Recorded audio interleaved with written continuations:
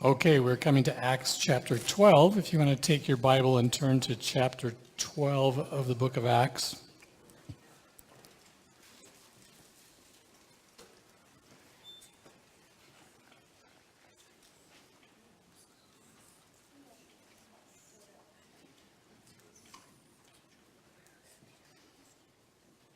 This chapter starts with the second Herod. The first Herod is Herod the Great, and Herod the Great died about 4 BC. I don't know if you're aware or not, but the calendar is actually incorrect by about 4 or 5 years. And Jesus was actually born around 4 or 5 BC, and we know that after he was born, he fled to Egypt, and then shortly after that, Herod died, and that was Herod the Great. Herod the Great built the temple and did all sorts of, had a fairly large kingdom throughout all Israel, and he developed a seaport at Caesarea on the coast and did some other amazing things. Huge fortress home south of Jerusalem. He actually took and built a mountain with a fortress inside of it, but he was incredibly cruel, killed some of his relatives, and he died at 4 BC. His kingdom was then divided among his 3 sons and his 1 daughter. And so one of his sons was Herod Antipas. No, not Herod Antipas. Herod Agrippa. And then there was Philip and one other guy, and Salome was the daughter. I forget who that was. So this is Herod Antipas. And Herod Antipas didn't live for very many years. So this starts out with that Herod, and it said, King Herod arrested some who belonged to the church, intending to persecute them. He had James, the brother of John, put to death with a sword. And when he saw this met with approval among the Jews, he proceeded to seize Peter also. This happened during the festival of unleavened bread. After arresting him, he put him in prison, handing him over to be guarded by 4 squads of 4 soldiers each. Herod intended to bring him out for public trial after the Passover. So Peter was kept in prison, and the church was earnestly praying to God for him. So, a couple of things here. So James is put to death. This is the first of the 12 that's actually executed. So James is the first of Jesus' disciples, apostles, that was killed, and he was one of the sons of thunder. His brother, of course, James and John were the 2 brothers, and lived in Galilee, fishermen. And, maybe it was because he was a son of thunder that he was speaking loudly. We don't really know why he was singled out, but he was arrested and put to death by the sword, interestingly. And then you may wonder why Herod went to so much trouble to keep Peter arrested. But you may remember that a year before this, right after the resurrection, that Peter was preaching in the synagogue, and the temple guards arrested him, put him in prison, and during the night, an angel released him. And so Herod is undoubtedly thinking back, this is the same guy we arrested last year at the same time, and I'm going to make sure he doesn't get away this time. I don't know how he got away last time, but this time I'm going to make sure. So he actually chains him to guards, has guards in the cell with him, guards outside the cell with him. 16 people are guarding him to make sure he doesn't escape. Well, whether it's 1 guard or 16, when it comes to God, it's irrelevant, isn't it? Doesn't really matter. And so the next morning when they go to look for Peter, he's not there. Herod's obviously upset and has all 16 of these men executed. And that must have been quite a shock for those men to wake up and look over and see that they're chained to nothing and that the guy had disappeared. So then it says that Peter left, and he isn't even aware that he's awake. He's sort of imagining he must be dreaming all this. I mean, who could imagine that sort of stuff would happen to him? And so the angel tells him to get dressed, follow him. He leads him out of the prison, takes him out down some side streets, and then the angel disappears. And so Peter makes his way to the home of, let me just read this section to you. Then Peter came to himself and said, now I know without a doubt that the Lord has sent his angel and rescued me from Herod's clutches and from everything the Jewish people were hoping would happen. When this had dawned on him, he went to the home of Mary, the mother of John. also called Mark, where many people were gathered and were praying and also in mourning for James. And Peter knocked on the outer entrance, and a servant named Rhonda came to answer the door. When she recognized Peter's voice, she was so overjoyed she ran back without opening it and exclaimed, "Peter is at the door." And they said, "You're out of your mind," they told her. When she kept insisting that it was so, they said it must be his angel. But when Peter kept on knocking, when they opened the door and saw who it was, they were astonished. And Peter motioned for his hand for them to be quiet, stop yelling, carrying on, and described how the Lord had brought him out of prison. And then it says in the next morning there was no small commotion. Well, one of the themes throughout the book of Acts is the importance, the significance of communication, and how that breaks down or how that happens, and how that's so important in this particular story. And so you have, it starts with Rhonda receiving this message through the door that Peter's out there, and rather than opening the door and letting him in, she is so excited that she turns and runs away. In the context of communication, it's so important for us as people to understand that it is a very, very complicated thing to communicate with another human being. And we come into that situation, anytime you come into communication, there are so many other factors that are influencing your ability to communicate with that person. And so imagine Rhonda, she's a young lady, and she comes to the door, it's the middle of the night. She doesn't have a porch light she can flip on. She doesn't have a flashlight to show through the keyhole. It's pitch black. There are no lights in this village. And there's someone on the other side of the door who claims to be Peter. A young lady in that environment, in that culture, is extremely vulnerable. She's, in a situation where nothing logical makes sense. There's no easy way to figure this out. So to me, it's very understandable that she would be reticent to just open the door, aside from the fact that she's excited that this may be a possibility. She may be witnessing something that she'd never imagined or seen before. And so she turns and goes back in and tells him, while Peter's standing out there pounding on the door, "Please let me in." And he's imagining the soldiers are probably rousting and I don't know where his faith is at that point. You'd think at that point God got him out of prison, he wouldn't be worried about anything. But I don't know. He's anxious to get in there. But anytime you come into a situation where you're communicating with someone, there are all these things that are in between you and them. And it's one of the reasons that trying to communicate electronically is so, so difficult. And I think that it is a huge mistake for people to carry on dialogues electronically, because you say something and there's no way that people can perceive your body language, the tone of your voice, how you're coming across. You can say something that you mean entirely to be sarcastic and humorous, and they take it seriously. There's just no way. So there's this huge block. And when you communicate as a human, there are a lot of things happening besides just your voice, just the words coming out of your mouth. There are a lot of other things happening. There's a tremendous amount of other environmental things that you're doing. And so it's just so important that as we engage the world or even each other, that we learn to be really good communicators, and that we have to understand what is going on here and all the different factors that are present.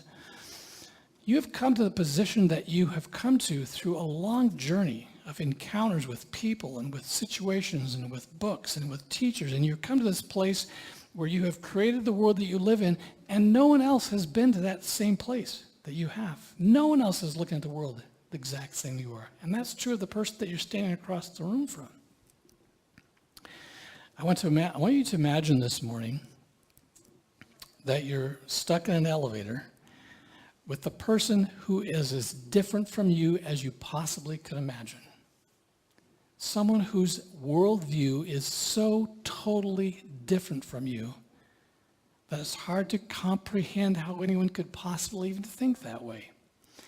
Maybe it's someone who thinks that you should kneel during the national anthem. Maybe it's someone who thinks that's incredibly dishonoring. Maybe it's someone whose vehemently supporting Black Lives Matter. Maybe it's someone who is a police officer. Maybe it's someone who's a white supremacist.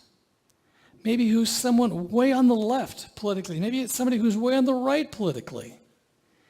Maybe it's someone who's of a different gender than you. Maybe who's somebody who views gender different than you. Think of someone this morning. Maybe it's somebody that's dressed in clothes that you can't imagine anybody ever wanting to wear, with body piercings and tattoos in places you can't imagine. Or maybe it's somebody who thinks those things are all evil and wicked. Can you see that person that you're in the elevator with and how uncomfortable they are? Now, I want you to imagine that you need to have a dialogue with this person. How do you approach a dialogue with that person? We are trained from a very early age to create conversation to defend our own position. That's our natural bent. That's the way that we listen to people. That's how we engage people, is we hear them with the presupposition is, how am I going to respond to this? How am I going to defend where I am? Because there's a great sense of our own self-security that's built up in that journey that we've traveled into our worldview and how we see things. And so to have that threatened is really kind of frightening and terrifying and scary. And so it is perfectly natural for us to want to defend that position. But I want to encourage you, as you move forward in your life from this point on, when you get to those situations where you feel a little uncomfortable, where someone is presenting you with ideas that you feel are really uncomfortable to you, to take and transfer that uncomfortableness into curiosity. Because the way that we are going to influence our world isn't through debate. It isn't through convincing people that our view is correct. It's through dialogue. That's not happening, is it? But no one's telling us how we can move from confrontation to dialogue. The way that that can happen is if you take those feelings of animosity or from tension or from uncomfortableness and change it to curiosity, because God loves every person on this planet. God sees every person on this planet as having value. And so when you see that person who is so different from you, that sees the world so different from you, and your first reaction is to want to say, I don't want anything to do with that person, transform that into curiosity and start asking them questions. What is your journey like? How did you come to this place where you think that the entire United States should simply be white people, that no one else should live here except us? That is so curious to me. That's so fascinating to me. And let me say that this is something that is an art, is a skill that you will need to develop, because you will constantly want to be coming back around to defending your position and to resisting and to rolling your eyes and to saying, oh my God, I can't believe this person could possibly see things that way. But it is in that moment when we learn to communicate to people and we learn to see beyond what they're projecting to the value of their soul, we truly can begin to love people the way that God loves them. And there are some people out there that you will find incredibly difficult to love.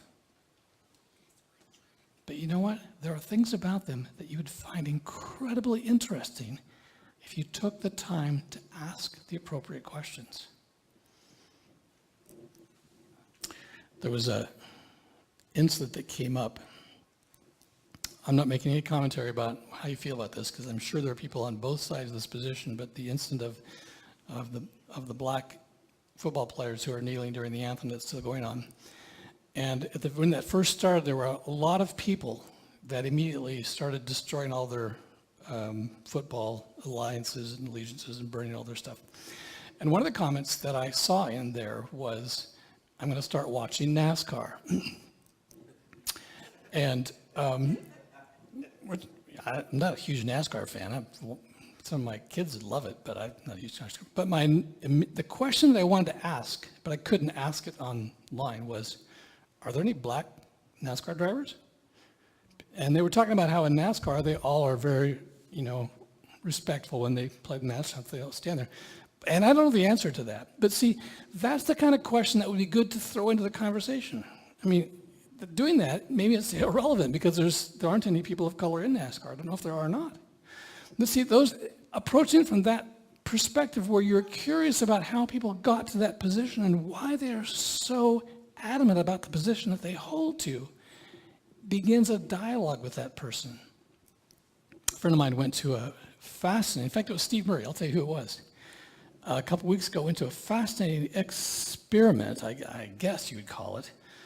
And there was an audience of, I don't know how many people, and on the stage there were 12 people in a circle, all of whom had extreme worldviews. There was a black lawyer. There was someone who was one of the principal proponents of the Trump campaign. There was somebody there from the Clinton campaign. There was somebody there from the Bernie Sanders campaign. There were all these people from extreme positions in life in this circle, and the moderators started engaging them in a dialogue. And the fascinating thing was that the audience were instructed they couldn't make any sounds.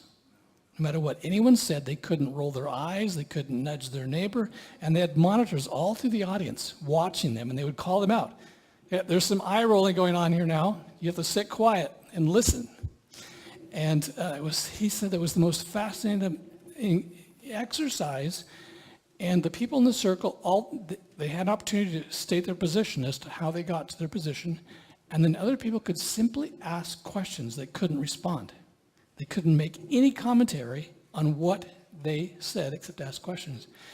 And he said by the end of the time, some of these people on opposite viewpoints got up and hugged each other. And this one man got up, I won't say where he was, but he said, I, before this moment, hated all Muslims. And there was a Muslim lawyer. In fact, the black lawyer was a Muslim. And he said, I think that I have my first Muslim friend. And they got up and they embraced. So healing began with dialogue, not with confrontation. There's another thing that's happening in this chapter, though, as well, and that happens throughout this whole story, and that is an inability to have conversation or to communicate with God. And I just want to talk about one aspect of that and why it is so important that we learn to continue to cultivate this, because from the very beginning, people are missing conversations about God. And what's fascinating to me is that the people that are causing the problem to the new Christians are religious people.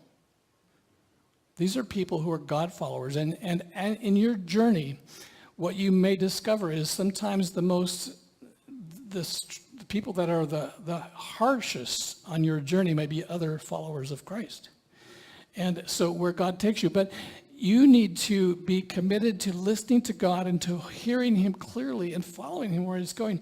And the process of learning to communicate with God is complicated, and it is something that you have to engage yourself with and you have to immerse yourself in. But we see that from the very beginning, that there are people that they are sure that they are following God, and yet they are completely missing the path. There's the Jews, there's Saul, and then there's many others after that. And even some of the disciples at the beginning are really confused, and God is constantly clarifying and changing and showing them, no, you didn't quite hear me correctly. And how we come to hear God correctly is learning to converse with him. And one of the most important components of learning to converse with God is finding the ability to engage in silence. I have an article out there for you about the importance of silence. But especially if you live in an urban society, your body is constantly inundated with sound. And there is this part of us that thinks that sound has to be part of our communication with God. When you turn on music that is pleasant and that you enjoy, your body puts some dopamine in there, and so it feels good. You like that. But as your body is building and producing dopamine, that's also draining to you. Even though it feels good, you are still being drained. So when people come home and they think, I'm just going to play some quiet music and relax, they're sort of kind of defeating what's actually needing to happen there. Because it's only in total silence that your body regenerates. And the same thing is true of your communication to God. There is a level of prayer that you will never reach until you learn to pray in silence. To where you stop asking questions, to where you start making, or not asking questions are good, where you stop making demands, where you stop giving requests, where you simply sit and listen. There's that level of prayer where you just sit and listen to God in silence with nothing else happening. That is so important to your movement forward into where God is taking you. Now, obviously, we need to also do this in the context of the community, because sometimes our journey has led us to some strange conclusions, and silence may reinforce those conclusions. We need to bounce them off other people and say, yeah, this is what I'm hearing. What do you think about that? Yeah, I'm hearing the exact same thing. Some of the greatest stories about that come out of the YWAM tradition. And in fact, recently we were talking about one instance where they were having a time of silence and praying. And one of them had a picture of a boat. And somebody else said, you know what, I had a picture of a boat as well. And they had no idea what that meant. But eventually, God revealed to them that they were going to start a ministry with a boat. So there is this understanding of community in the midst of this silent worship and seeking of God as well. So, communication, it's so important in our cultivation of relationship with humans and our cultivation of our relationship to God. And the one aspect of communication with God that I really want to focus on is encouraging you to have times of complete silence. Scripture says, go into your closet, close the door, shut out everything else in the silence, and listen to God. We're going to conclude with a song, so I just invite the worship team to come and to lead us in that.